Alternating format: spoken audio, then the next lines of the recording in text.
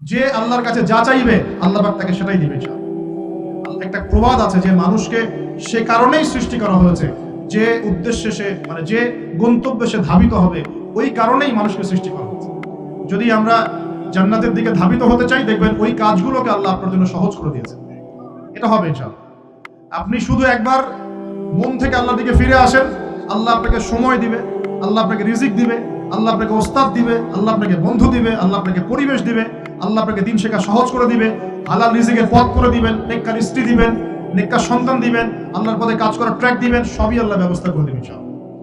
এইটা ডিপেন্ড করে কার চাওয়া কত প্রগাঢ়, এর উপর ডিপেন্ড করে। যে যত বেশি জোর খাটিয়ে আল্লাহর কাছে চাইতে পারবে, আল্লাহ পাক তাকে তত বেশি দিবে ইনশাআল্লাহ। দিবেন, এটা 100% ফিক্স করে রাখেন ইনশাআল্লাহ। আল্লাহ পাক আমাদের সবাইকে পরিপূর্ণ মুসলিম হওয়ার তৌফিক এনায়েত করুন। প্রিয় ভাইরা, এখনকার যুব সমাজের তিনটা বড় প্রবলেম। কয়টা? তিনটা। একটা হচ্ছে পর্নোগ্রাফি। একটা কি? পর্নোগ্রাফি। অলমোস্ট এভরিবডি, সবাই পর্নোগ্রাফিতে আসক্ত, অলমোস্ট এভরিবডি। 2 নাম্বার হচ্ছে মাদক। এই যে মাদকের সাথে সবাই না হলেও সমাজের একটা বড় অংশের যুব সমাজ কিন্তু আসক্ত হয়ে আছে। 3 নাম্বার হচ্ছে ফ্রি মিক্সিং, মানে নারী পুরুষের অবাধ মেলামেশা। এই সমস্যাগুলো যুব সমাজ আজকে গ্রাস করে খাচ্ছে। এরপরে আরো কিছু প্রবলেম আছে, যেমন বেকারত্ব, হতাশা, জীবনের উদ্দেশ্য থেকে বিচ্যুত হয়ে যাওয়া, পারিবারিক চাপ, মিউজিক, তারপরে খারাপ বন্ধুদের পাল্লায় পড়া, সঙ্গদোষ, কিশোর গ্যাং, এরকম কিছু প্রবলেমস আছে। তবে যুবকদের সমস্ত প্রবলেমস সলভ করার জন্য আপনারা অনেক ট্র্যাক দেখাতে পারেন। আমি আমার জায়গা থেকে মাত্র 2টা সলিউশন দিব। কয়টা ভাই? এই 2টার উপর আমল করেন। 40 দিন আমল করবেন। কয়দিন? প্রেসক্রিপশন করছি, মাত্র 40 দিন। যদি 40 দিন আমল করার পরে যুব সমাজ এখান থেকে বের না হতে পারে, তারপরে আমার সাথে যোগাযোগ করুন। আমার কথা বলেন যে ভাই আপনার কথা কাজ হয় না, এটা বলে দেখেন। লক্ষ লক্ষ যুবকের জীবন এভাবে চেঞ্জ হয়েছে, লক্ষ লক্ষ, একটা দুটো না। ইনশাআল্লাহ আপনারটাও হবে ইনশাআল্লাহ। লক্ষ লক্ষ যুবকের জীবন পরিবর্তন হয়েছে এবং এমন এমন জায়গায় গিয়ে এই কথাগুলো পড়ছে, আমিও জানি না কোথায় গিয়ে কথাগুলো পড়ছে। নিঃসন্দেহে এই কথাগুলো লক্ষ লক্ষ কোটি কোটি মানুষের কলিজার মধ্যে আসার করবে ইনশাআল্লাহ। আমি জাস্ট 2টা সলিউশন বলবো, অনেক বেশি কথা বলবো। প্রিয় যুবক ভাই, আপনার সলিউশন এই বেকারত্ব, মাদক, মেয়ের প্রতি আসক্তি, হতাশা, চাকরি না পাওয়া, এই যে ব্যাপারগুলো, পারিবারিক চাপ, তারপরে আপনি মাঝে মাঝে হয়তো একটু এগ্রেসিভলি একটু গুন্ডাগার্দি করছেন, নাউজুবিল্লাহ, এই যে প্রবলেমসগুলো, এগুলো সলভ আপনাকে 2টো জিনিস করবে। এক, আপনি জাস্ট 5টা ওয়াক্ত নামাজ জামাতে পড়ার চেষ্টা করুন। একটা 5 ওয়াক্ত মানে 5 ওয়াক্তই, মানে আপনাকে ফজরে উঠতে হবে, এশার নামাজও পড়তে হবে। ফজরে উঠতে হলে যদি আপনাকে সারা রাত জেগে থাকতে হয় তাহলে জেগে থাকবেন, যদি আর্লি ঘুমাতে হয় তাহলে আর্লি ঘুমাবেন। 2টা সলিউশন। মানে এখন তো অনেকেই রাত চলে যায় 3টা, 3:30, 4টা পর্যন্ত জেগে থাকে, কারণ এখন তো দিন রাত হয়ে গেছে, রাত দিন হয়ে গেছে, তাই না? এটা ক্ষেত্র বিশেষে জায়েজ হতে পারে, কিন্তু সবসময় এটা করা যাবে না। যেমন রমজান মাস, দেখা যায় রাতের বেলা অনেকে ইবাদত করে না, একবারে ফজরের নামাজ পড়ে হয়তো জিকির আজকার তেলাওয়াত করে মানুষ ঘুমায়, এটা আলাদা বিষয়, কিন্তু সারা জীবন তো এই কাজটা করা যাবে। তো আর্লি ঘুমানোর চেষ্টা করা ভালো। যদি না পারেন, যদি আপনার রাত জাগতেই হয়, তাহলে ফজরের নামাজটা পড়ে অ্যাটলিস্ট ঘুমান, ঠিক আছে? 1 নাম্বার 5 ওয়াক্ত নামাজ জামাতে। যদি জামাত না পান বাসায়, যদি জামাত না পান তাহলে পরবর্তীতে কাউকে নিয়ে জামাত পড়ে নেবেন। একবারই পান নাই, ঘুমিয়েছিলেন, কোনো সফরে ছিলেন ইত্যাদি, আপনি একা হলেও পড়ে নেবেন। 5 ওয়াক্ত নামাজ ছাড়বেন না, ওয়াদা করেন আজকে 5 ওয়াক্ত নামাজ কেউ ছাড়বেন না, ওয়াদা করেন। আল্লাহ পাক কবুল করুন, বলি আমিন। এই নামাজ, ইন্না সালাতা তানহা আনিল ফাহশাই ওয়াল মুনকার, আল্লাহ পাক নিজে বলেছেন এই নামাজ সমস্ত পাপের কাছ থেকে তোমাকে দূরে রাখবে ইনশাআল্লাহ। ইনশাআল্লাহ। আর একটা কথা মনে রাখবেন, যে নবীর শান শওকত নিয়ে আমরা আলোচনা করেছি এবং করতে যাচ্ছি। রাসূলুল্লাহ সাল্লাল্লাহু আলাইহি ওয়াসাল্লাম মুমূর্ষু অবস্থায়, একদম মুমূর্ষু অবস্থায় উম্মতের জন্য যে নসিহতগুলো করেছেন, তার মধ্যে একটা হচ্ছে as-সালাত ওয়া মা মালাকাত আইমানুকুম, নামাজের ব্যাপারে যত্নবান হও এবং তোমাদের অধীনস্থদের ব্যাপারে যত্নবান হও। এই 2টা কথা। শেষ ওয়ার্ড মানুষ কি বলতে পারে? আপনার বাবা যখন ইন্তেকাল করেছেন, হয়তো শেষ কথা বলেছেন তোর মাকে দেখিস, ঠিক আছে, তোর বোনদেরকে দেখিস, বাবা আমার এই বিষয়গুলো আমি ছেড়ে গেলাম, তুই দেখিস। আচ্ছা, আছে না এমন? মা অনেকে চলে গেছে, মা শেষে বলেছে বাবা ছোট বোনটাকে দেখিস। আপনি লাস্ট কথাকে কত বেশি গুরুত্ব দিয়েছেন? যাদের পিতামাতা চলে গেছে এবং শেষ সময় তারা কাছে থাকার সৌভাগ্য ছিল, তারা কিন্তু বুঝতে পারে শেষ কথার কত গুরুত্ব আছে কি নাই? গুরুত্ব আছে কি নাই? শেষ কথা মানুষ সবচেয়ে কঠিন ভাবে মনে রাখে কি না? নবী সাল্লাল্লাহু আলাইহি ওয়াসাল্লাম আমাদের সবার নেতা, আমাদের নবী, আমাদের আদর্শ, আমাদের সবচেয়ে উসওয়াতুল হাসানা, যাকে যাকে আল্লাহ পাক এই পুরো রাহমাতুল লিল আলামিন হিসেবে সৃষ্টি করেছেন, উম্মতের সমস্ত কবিরা গুনাহগার মানুষের জন্য সুপারিশ করে আল্লাহর হুকুমে তাদেরকে জান্নাতে নিয়ে যাবেন ইনশাআল্লাহ। সবাই যখন নিজেকে নিয়ে ব্যস্ত থাকবে, তিনি তখন উম্মতকে নিয়ে ব্যস্ত থাকবেন ইনশাআল্লাহ। একটা হাদিসে তিনি উম্মতকে ভাইও বলে সম্বোধন করেছেন। কাশ আমি যদি আমার ভাইদেরকে দেখতে পেতাম, হাদিসটা সহিহ, কাশ আমি যদি আমার ভাইদেরকে দেখতে পেতাম। সাহাবীরা বলছেন, আমরা কি আপনার ভাই নই? নবীজি বলছেন, না, তোমরা না, তোমরা আমার সাহাবী। আমার ভাই তারা যারা আমার পরে আসবে, তোমাদের পরে আসবে, আমাকে না দেখেই ঈমান নিয়ে আসবে ইনশাআল্লাহ। এখানে কি আপন ভাই বোঝানো হচ্ছে?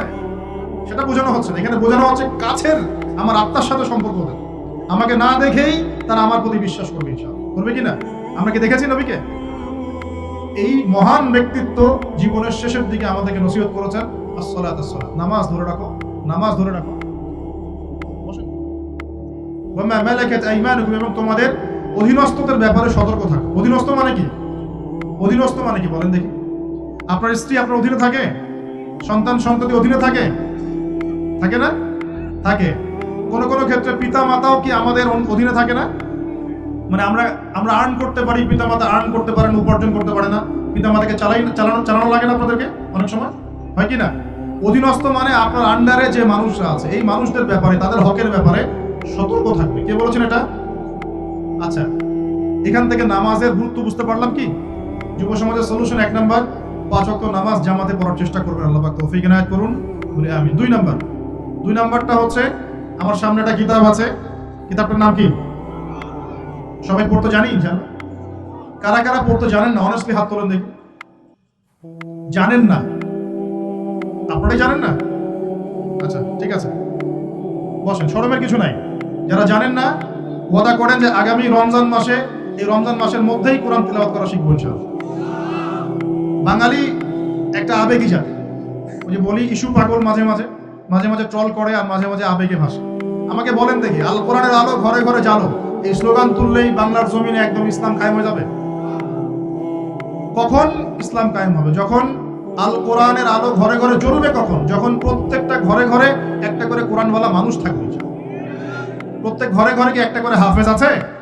তৈরি করার চ্যালেঞ্জ গ্রহণ করতে হবে। বাংলার প্রতি ঘরে ঘরে একটা করে হাফেজ তৈরি হবে ইনশাআল্লাহ।